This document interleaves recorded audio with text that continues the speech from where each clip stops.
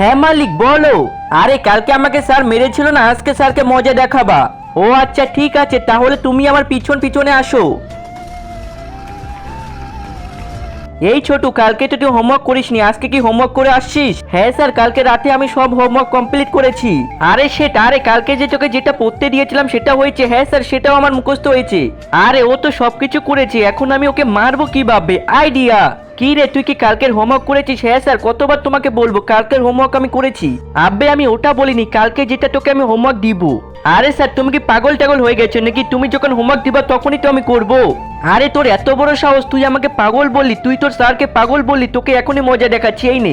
এই স্যার শোনো, তুমি আমার মালিককে বিনা দোষে মেরে অনেক বড় ভুল করলে। আরে আরে এটা কি দেখছি? এই খেলার গাড়িটা আবার কথা বলছে। এই স্যার শোনো, আমি শুধু কথা বলতে পারি না, যে অন্যায় করবে তাকে আমি মারতেও পারি।